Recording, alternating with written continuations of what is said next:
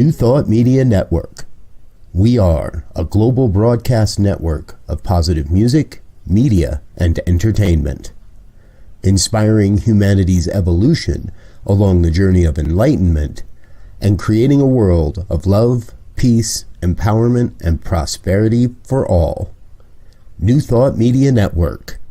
Positively inspiring.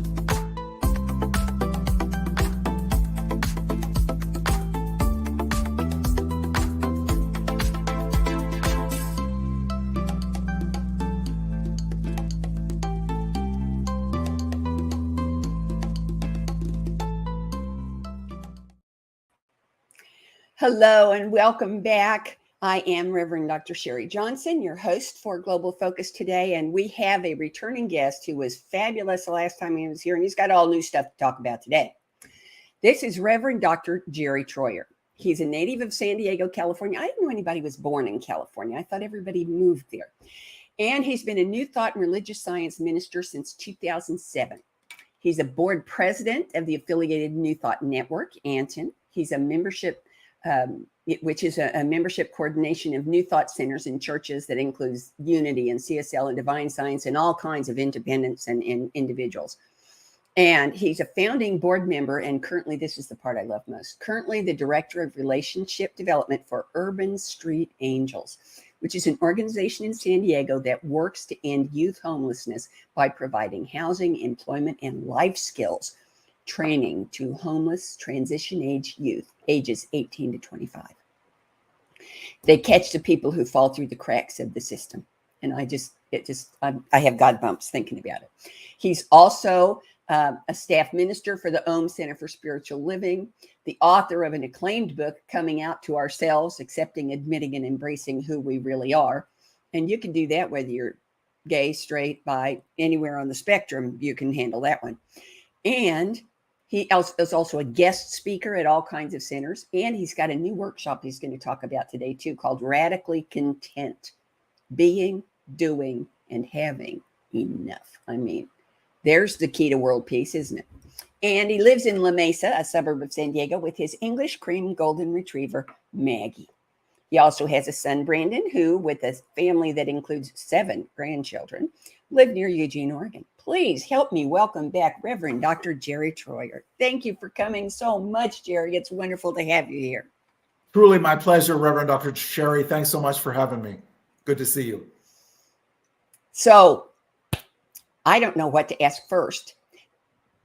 Tell us about how the new workshop. Start with the new workshop, because I'm pretty sure everything else is going to weave itself into that. Mm-hmm. Sure. So how did the topic of being radically content come into your awareness?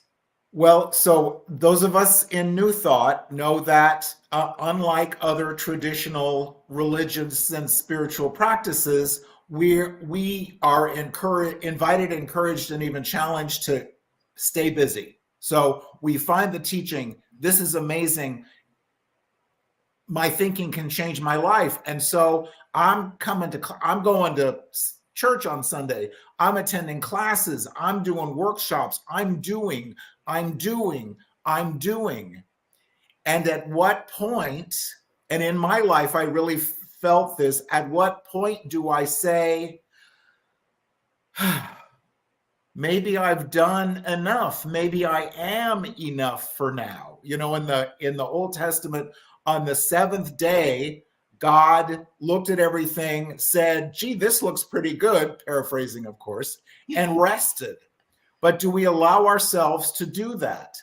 So I love Facebook. Let me just say that I'm not a stockholder. I have no financial attachment whatsoever, but I love Facebook because there's amazing and wonderful wise sayings and cool stuff that I use regularly for Sunday talks, but also every once in a while, there's an ad for a book. And the book that I saw advertised was this one, Radically Content, Being Satisfied in an Endlessly Dissatisfied World.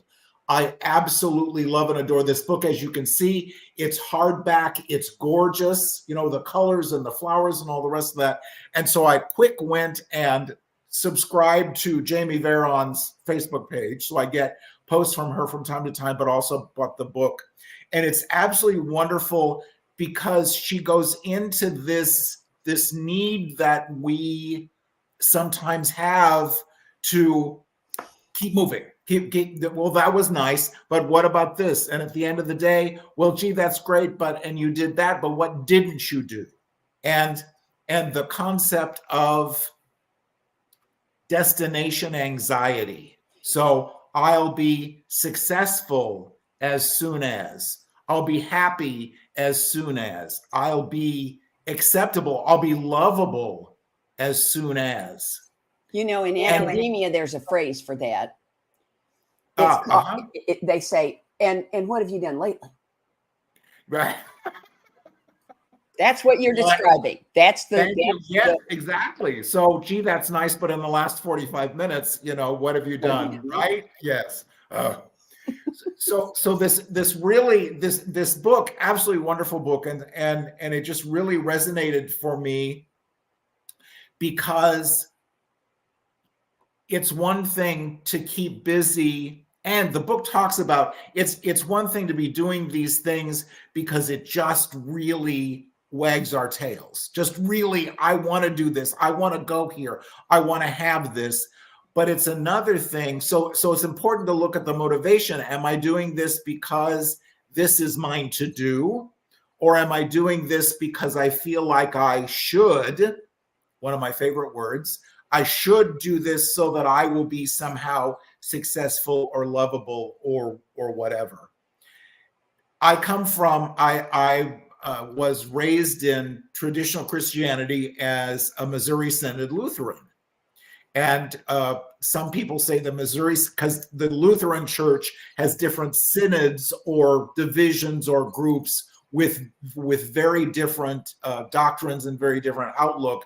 The Missouri Synod Lutherans are very conservative, and some people say that it's like Catholicism without the fun.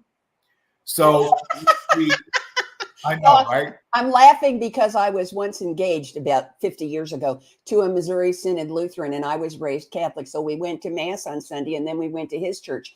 And the only difference was that the movable parts were 1 week behind the Catholic Church. And I used to drive him crazy because the priest would come out and he'd say, "Let us pray. Our Father who art in heaven." And I would say, "Pater noster qui es in caelis, sanctificator." I never got any further than that. His mother played the organ, and she'd be up at the front of the church just laughing her butt off. So you're right. It is the same as Catholic, but without the fun. So, but with all the guilt and all the original sin. Oh, yeah. So if we come from in this concept of enoughness, and that's Wayne Muller's book on being, doing, and having enough. I take some quotes from this as well. So if we come from this belief in original sin, that somehow as soon as we were born, as soon as we got whacked on the butt, and I hope I can say that, and breathe, we are already sinful and not enough. So is that in our DNA? And you might remember Milagros Phillips last year at the Anton annual retreat at Unity Village outside of Kansas City talked about slavery being in the African American community's DNA. And so I wonder if for the rest of us, and I've thought a lot about this, if this concept of original sin is in our DNA, and so as soon as we're born, we're working to somehow get back to the garden. Oh gosh, I hope not. I do too, but it's an interesting concept. An interesting idea. Every of all of the traditional faith traditions, the Western ones, not the English, but all the Western faith traditions, guilt and sin are the two primary tools. Right. And I hate to say it, but motivators, you better be going to church. You better be writing that check. Otherwise, you're going to hell, honey. Right. A fiery down, stoking the Nasty, pipe. horrible place. Yes. Yes. Yeah. So I love this book, and it just really resonated me because growing up with this concept of original sin, plus the confusion and guilt and shame about my sexual orientation, plus whatever else, I was the best little boy in the world. And I would do anything, buy anything, work 24 hours a day if you would just accept me and love me. And that's really exhausting. Yeah. It is really exhausting to look for that love and approval outside of ourselves. So this really resonated for me, coupled with the fact that when you reach a certain age and you get to a certain point, is it okay to say, and this is a big part of the workshop as well, is it okay to say no? Thank you so much for that offer, but no. So, and that I've had that trouble with that word over time as well. And so all of these things kind of came together. And as I was talking to other people, they're like, well, you mean you can say no? You mean you can turn your phone off? So please tell me that this book does say that no is both a complete sentence and an acceptable response. I'm not sure if those exact words in the book or not, but I talk about that. The concept is there. That it's the concept. Yes. Yeah. That's so important. It is something that takes training to get to that point. I mean, I grew up where no was practically a curse word. Yes. Yeah. Yes. Correct. Right. Because how will they react? What will happen if they say no? What will people think? Oh, that big chapter in the book about what will people think, and that's just a whole nother hour's conversation. But so yes, what will people think? Who will do this? So we somehow unconsciously maybe put ourselves on the pedestal that I am the only one in the free world that can do this. So I have to do this because if I don't, it won't get done. Really? And then the world will fall apart. Exactly. Yeah. The tides will no longer ebb and flow and just all of that, versus somebody else will do it. Or if there's nobody else to do it, then maybe it doesn't need to be done. So big stuff in my attitude of life and my willingness to say no and to say yes, to say yes to things that just really light me up, that the other person's saying, you really want to do that? And I'm like, yes, I want to do that. That absolutely lights me up, because the only one that needs to get lit, as it were, is me, because I'm making that choice to do that. If you don't understand it, that's okay. I love that. I love it. So where in, I think I already know the answer to this question, but I'm going to ask it anyway, because there could be people watching this show who don't know you. Where was there an experience in your life that really brought this idea of the okayness of no home to you? Yes. So I was invited, encouraged, and challenged to take the next step in a portion of my ministry. And I fought with my ego for probably 5 years. Well, the least you can do. Well, it'll say, and of course our egos, because our egos are always encouraging us to do the next thing, whether it's really ours to do or not. And then I just finally came to the realization that this is not mine to do. that my ministry goes in different directions, not this one. And so I went to the person that was talking with me about this, and I, thank you so much for thinking of me. Thank you for the opportunity. I know we talked about this years ago, but my goals have changed. My life has changed. My life has changed rather dramatically. And I don't want to do this. And I'm holding on to my chair for dear life, waiting for the sky to fall and the angels to fall out of heaven and all the rest of that. And she said, "Oh, okay." Well, fear is never real. Whatever we see, and as soon as we face up to it, it just evaporates. Yes. And she probably forgot she had asked you about it until you brought it up. Very, very possible. And of course, so often when we say yes, when we really want to say no, that gives us regret that we said yes, and resentment because how dare you even ask me to do this because I'm going to say yes. So we just so have to allow ourselves to be in integrity and recognize what's ours to do, and that's quoting Edwin Gaines. Is this mine to do? I know, me too. Such a treasure. So is this mine to do? And if it lights me up, that's great. And if it doesn't, then it's okay to say thanks so much, but no. Yep. So what do you talk about in the workshop? I mean, in the being enough. I mean, I love just the title. I would just sit and listen to the title, but I got a feeling there's some meat on its bones. There's a lot of meat on its bones because I talk about. I'm a vegetarian. I have to find a different way to say that. Me too. There's a lot of tofu on the bean or whatever, right? Yes, I like that. So I start with talking about or asking about our relationship with our higher power, God, Spirit, the universe, the infinite, the divine, whatever it is.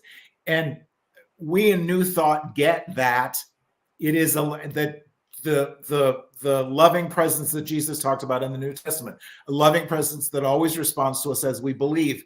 But if we still have any residue about the old, hateful, surly, white, straight, cranky old man on a cloud someplace that's going to zap us if we fall off the path, then our spiritual life and our physical life as well, our manifestation, our answered prayers are going to reflect what we believe about God and about ourselves. So if we're still trying to get back to the garden, if we're not worthy yet until we do something else or whatever, then our lives are going to reflect that. So I start talking a lot about our relationship to spirit, our relationship to life, where we believe we fit in the grand scheme of things.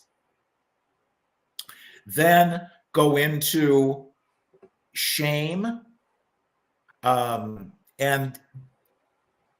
the difference between, guilt is for something that we did, shame is for something that we are very often, or a traumatic event that has shaped us and has really affected us. You mentioned in the introduction that I work with homeless 18 to 25-year-olds. And these youth aged out of foster care, and the family wouldn't or couldn't keep them because they weren't being paid anymore. And so they had to leave the house, which my brain does not comprehend, but that's okay. Or they grew up in a house with only one parent, and that parent had a challenge with substance abuse, and there was no home to stay in. Or they were physically, sexually, emotionally, spiritually somehow abused. And it was an abusive situation that they just couldn't stay in. But somehow, some way, they wound up as not having a safe place to be at 18 years old. Can you even imagine?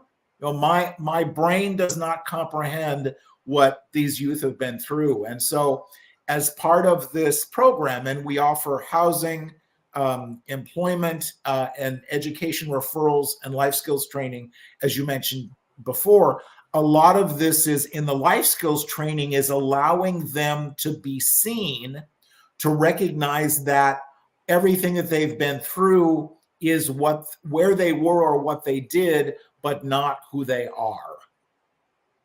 And who they are is worthy and valuable and amazing, absolutely amazing. And healing that shame, because you hear the word homeless, that's those people. Isn't it? It's those people. And so a big part of this for us as staff members and as volunteers is to begin to heal that stereotype. And what do we believe about people who are on the streets and don't have a place to live? So so again, it's a long answer to a short question, but that's okay. And I'm hearing you say that the first thing you have to do is teach them that there isn't any other. Right. Yes, absolutely. That's the worst feeling in the world, is to feel like you're the other. Yes. Yeah. Or those people. Them. Yes. Right. So the workshop goes into to grief, or goes into shame. It goes into really looking at the decisions that we have made, excuse me, with no guilt and no shame and no regret, but just where I am right now in this moment.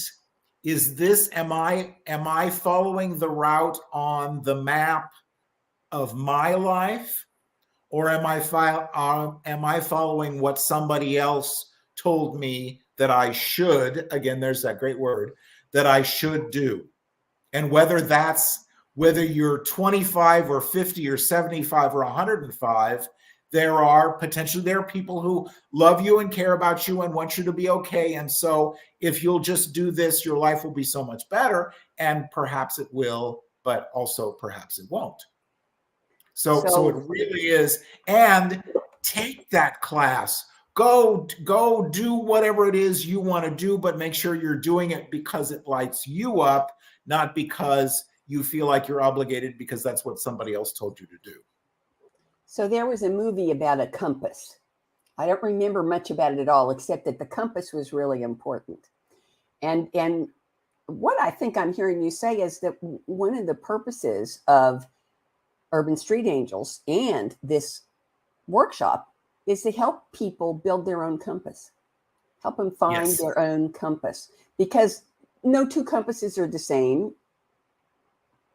You know, you're born with one, and the world piles a lot of crap on top of it. And at some point in your life, you discover that's been done, and you spend the rest of your life trying to peel all that crap off. And giving them tools that will help them to build that compass, to trust that compass, to rely on it. That's just astounding. I'm so proud of you. Thank you. So, and I love your theme about the future of spiritual living, because I love to talk about what we in New Thought don't talk about. I love to talk about grief and loss and allowing ourselves to feel that so we can heal it. I love to talk about the process of forgiveness as a process, not an event. And I love to talk about this, that, yes, I need to improve myself. Yes, I want the greater or the bigger. But what if I don't want the greater or the bigger? What if today I did enough and I'm going to go sit down and watch, don't tell anybody, but 2.5 Men reruns? It's a guilty pleasure. Mine is Bones. Mine is Bones. Okay. I sit on the sofa and watch reruns of Bones and Nick. Yeah. And not only is that okay, but that's also necessary, because healthy. we need to look busy. We need to be doing stuff. And then we also need to hang out on the couch with the dog or the cat or the goldfish or whatever, and just be. Just be. It took me so long to learn, and you might want to write this down for your teenagers or your youth, that waiting It's absolutely not doing nothing. As long as you do it consciously, waiting is an activity. It's a necessary, healthy, growing activity. That's a great topic for a Sunday talk. Thank you for that. Yes. Oh, you're yeah. most welcome. The sacred I don't know. I've used that before. So because I come from the old school of, you went to the auto club and you got the triptych, which was do you remember the triptych, which was the bound map? Then it drew, and so so this page was, every page was, I don't know, 200 miles, but it had all the gas stations and the restaurants. And so they'd use the highlighter and draw the line for you. And so you always knew where to go, where to stop, all the rest of that. And then and then I did the printout of my route on MapQuest and had the ream of paper with me. But the problem was that if you miss a turn, then, oh my God, what do I do now? And so, of course, now we have the apps on our phones, so we know exactly where to go. My favorite piece of technology on earth is my GPS. She has a name. Yes. Roxy has a name, and I say to her, "Thank you, Roxy. I will do that very thing when she tells me to turn left in 1/4 of a mile." You know, but if you get Roxy lost, you are up the proverbial estuary with no visible means of propulsion.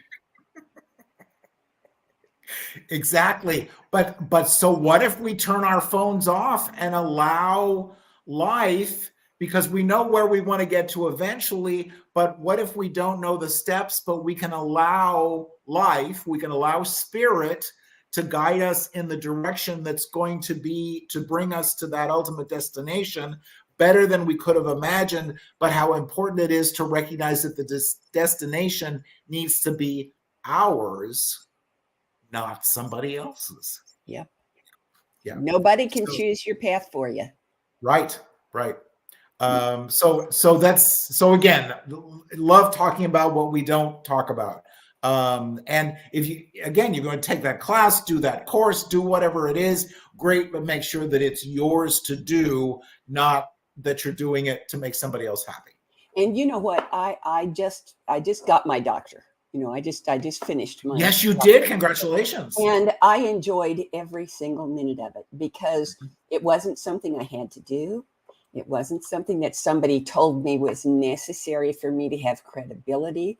It was a goal I set when I was 8 years old. Oh, wow. And I came to a place where it became possible, you know, where there weren't 9 other things screaming for my attention and my effort and my work.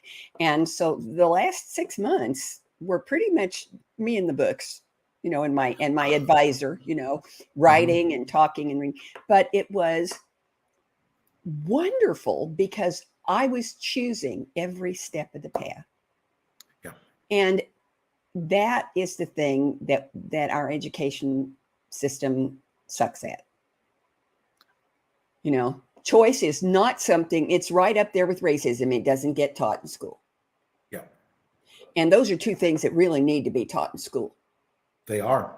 Yes. And so picking up the pieces somehow and helping these young people learn that their choices aren't just okay. They are necessary and important and essential, and nobody can take it away from them or give it to them.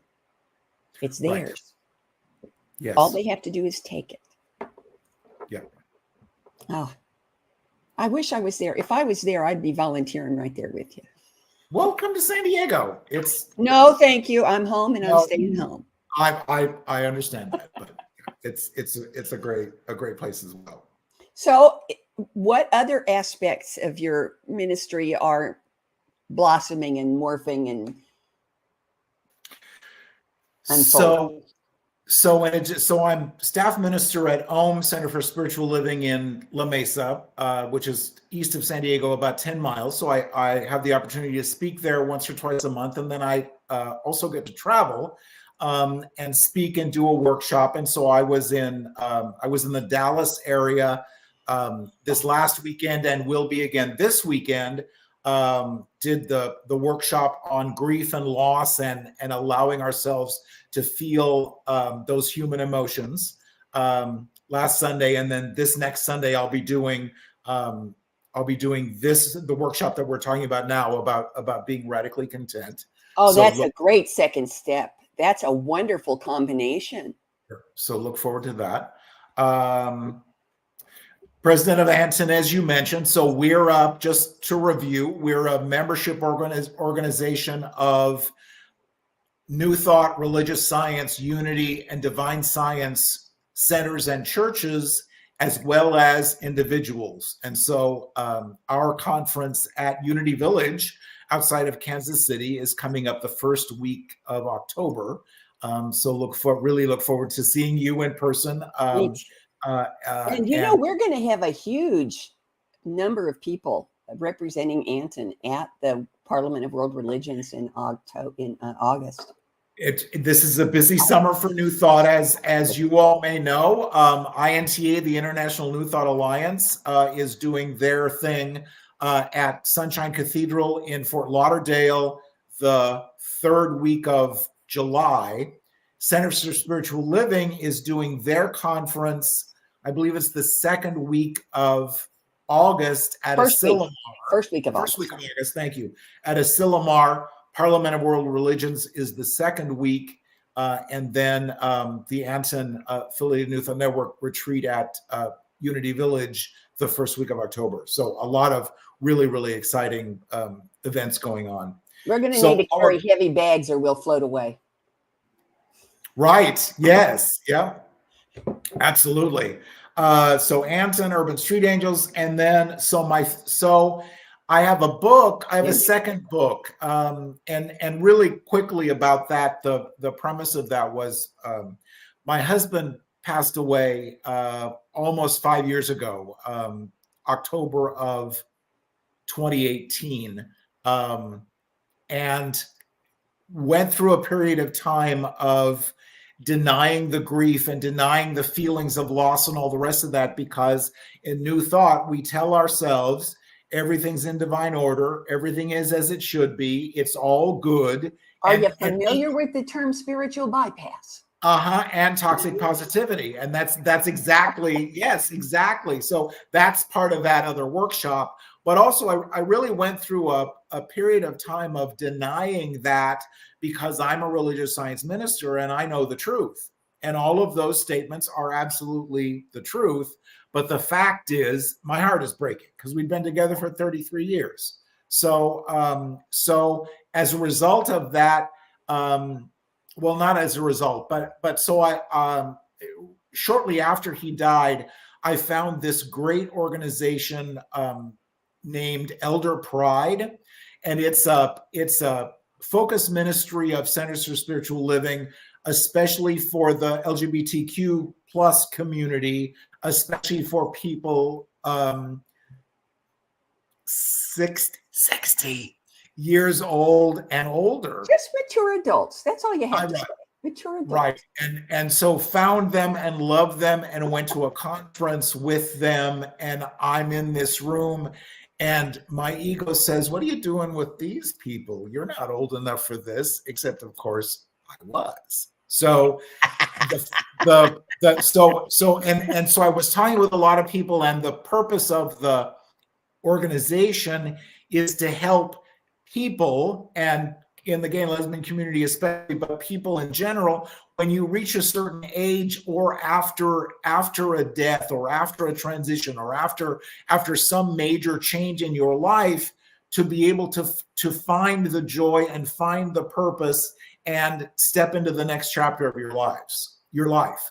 So the first book, Coming Out to Ourselves, Admitting, Accepting, and Embracing Who We Truly Are, that's been out for almost 10 years, believe it or not. And the second one is in process, and it's coming out again, Admitting, Accepting, and Embracing Life After blank. You get to fill in the blank. So, but after the death, after the change, after the whatever the change was that we wouldn't have consciously chosen.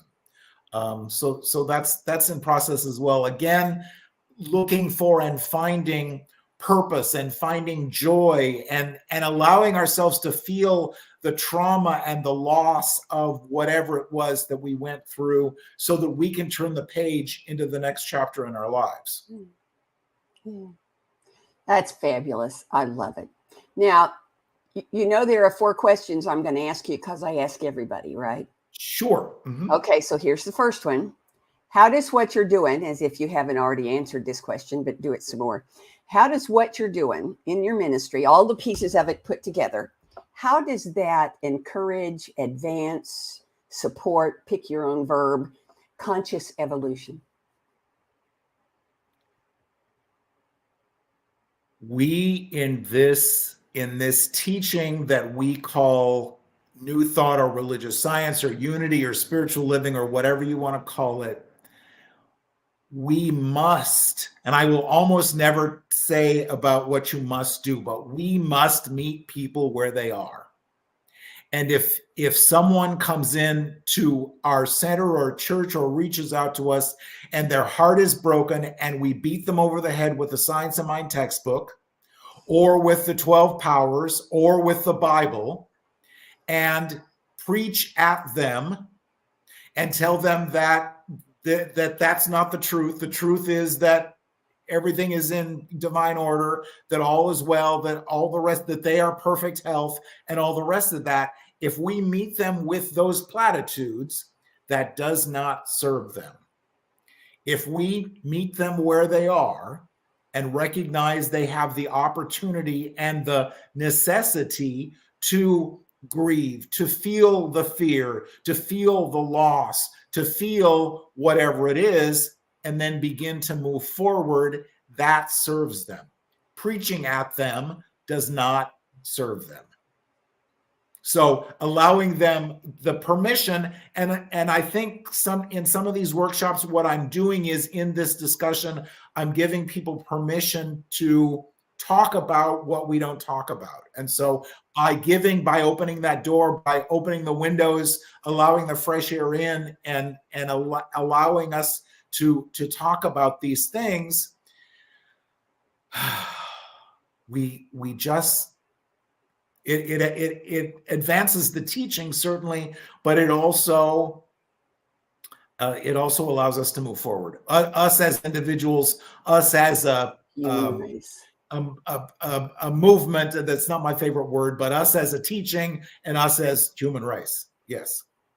Okay, now just extrapolate a little more and tell me how all of that increases, supports, promotes, pick your own verb, world peace. Because life is lived from the inside out. And we talk about, at my workshop on Sunday in Fort Worth, we talked about what happens if we don't process grief and anger and loss and those other negative feelings. And one of the things we do, not to give the workshop away, but we do our bucket list.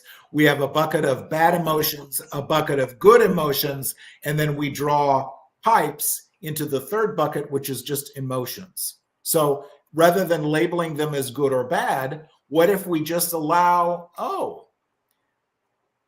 I'm feeling anger today. I'm feeling grief today. I'm feeling loss today.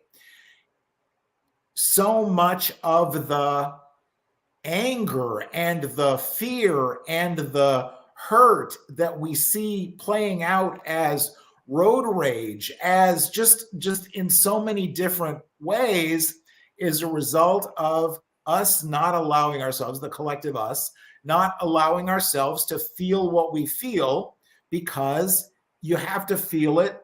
Wise words, not mine. You have to feel it so you can heal it. And if we carry this grief with us, this shame with us, it's going to play out in surprising and wonderful ways. Okay. Outstanding. So here's the next one. Suppose that every single possible little detail in your life goes exactly the way you want it to go for the next 10 years. 10 years from now, what does your ministry look like? What does Urban Street Angels look like? What does radical contentment look like? What does Jerry Troyer look like?